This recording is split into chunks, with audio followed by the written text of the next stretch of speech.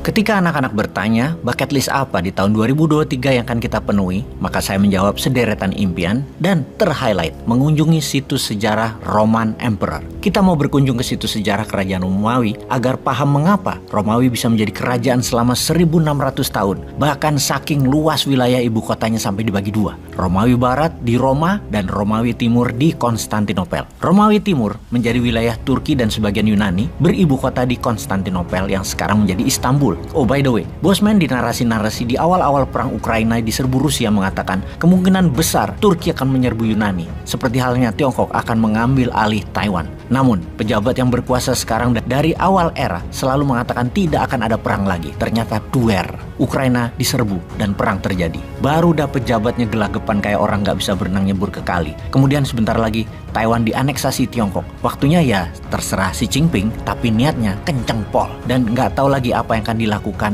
oleh pejabat yang berkuasa. Pastinya bingung berpihak kemana. Dagangan yang bergantung pada Tiongkok jadi hilang. Indonesia bisa bangkrut padahal nggak ikut perang. Saking gedenya kebergantungan pada Tiongkok yang tidak ada antisipasi lainnya. Cinta buta banget dah dengan Tiongkok. Dalam perang Ukraina, Rusia mengambil Ukraina bukan hanya menahan serangan NATO, namun romantisme sejarah Alexander the Great dan Uni Soviet masih ada dalam benak Putin. Seperti halnya Erdogan punya romantisme Great Byzantium, maka pasti Turki akan menyerbu Yunani. Seperti halnya Tiongkok pasti akan menyerbu Taiwan agar menjadi satu negara satu sistem dalam emporium Tiongkok. Yang seperti halnya Newman punya romantisme terhadap bersatunya Nusantara kembali dengan impian wilayahnya dari terpotongnya kanal Kra hingga kepulauan Melanesia, Fiji, dan Mikronesia, Kiribati di timur sampai Filipina di utara, sampai Pulau Pasir dan Christmas Island di sisi selatan. Ada 24 negara yang bakal masuk dalam Konfederasi Nusantara baru di tahun 2049. Kembali ke Roman Emperor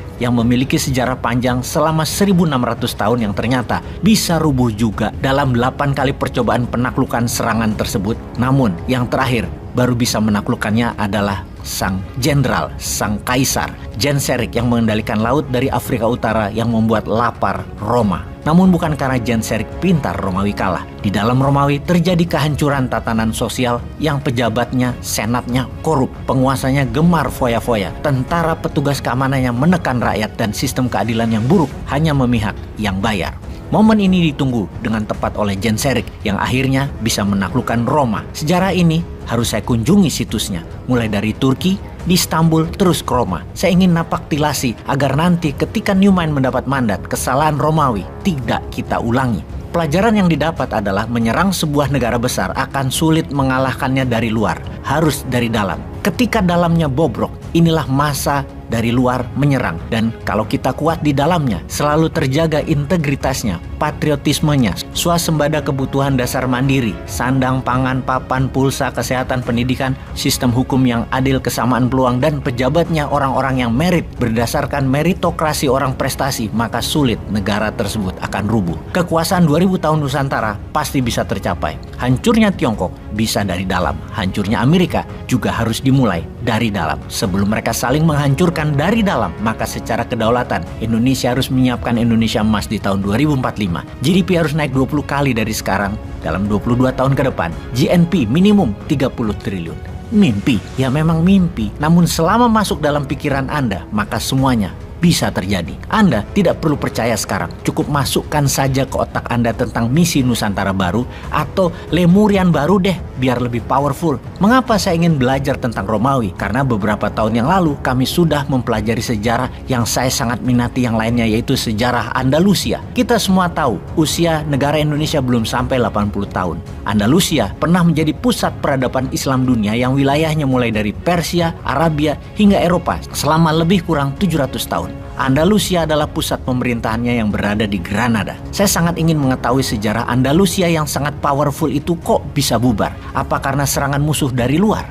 Musuh Andalusia waktu itu adalah kerajaan Aragon yang sekarang menjadi negara Spanyol. Ada yang menarik dari Raja Ferdinand of Aragon itu, yaitu terus mengirim mata-matanya ke Granada. Selain menunggu timing, dia menunggu kelemahan Granada terjadi. Yang dilakukan sang mata-mata tersebut sebenarnya sangat sederhana, yaitu memantau ocehan masyarakat Granada. Suatu saat, mata-mata Aragon melihat anak kecil menangis. Dihampiri sang bocah dan bertanya tentang apa yang menyebabkan dia menangis. Dijawab, "Aku menangis karena anak panahku tidak tepat sasaran," jawab sang bocah. Bukannya kamu bisa mencoba lagi, kata sang mata-mata. Jawaban sang bocah cukup mengejutkan. Jika satu anak panah saya gagal mengenai musuh, apa mungkin musuh memberikan saya kesempatan untuk memanah lagi? Mendengar ocehan bocah tersebut, sang mata-mata menyarankan kepada Raja Ferdinand untuk tidak menyerang Granada saat itu. Anak kecilnya saja sudah begitu, gimana orang-orang dewasanya? Beberapa belas tahun kemudian, sang mata-mata kembali ke Granada dan dilihatnya dua orang dewasa secara terpisah. Yang satu bersedih, yang satu menangis. Dia pun bertanya kepada yang bersedih, "Mengapa kamu bersedih?" Dijawab, "Saya mendapatkan hukuman berat untuk sesuatu yang tidak saya kerjakan." Lalu kepada yang menangis dia bertanya, "Mengapa kamu menangis?" Tanya si mata-mata. "Kekasihku pergi meninggalkanku untuk menjadi kekasih sang pejabat," jawab orang itu. Maka sang mata-mata memberikan kode. Inilah timing yang tepat untuk melakukan penyerangan karena ocehan warganya akan ketidakadilan dan sudah rusak norma sosial negara. Raja Ferdinand pun menyiapkan tentaranya dalam waktu 1 tahun kemudian masuk menyerbu dan menaklukkan Andalusia. Tidak butuh lama, Granada sebagai benteng terakhir kaum muslimin di Eropa waktu itu dapat dikuasai dengan mudah. Apa moral story cerita Granada ini? Mungkinkah tragedi Granada terulang di negeri Tiongkok atau terulang di Amerika atau bisa terjadi di negeri kita tercinta Indonesia ini? Mungkinkah? Apa ocehan rakyat saat ini? Ngomong-ngomong, ada yang mau ikut Bosman menyusuri sejarah kerajaan Romawi di tahun 2023? Ikan hiu dalam lemari. Yuk mari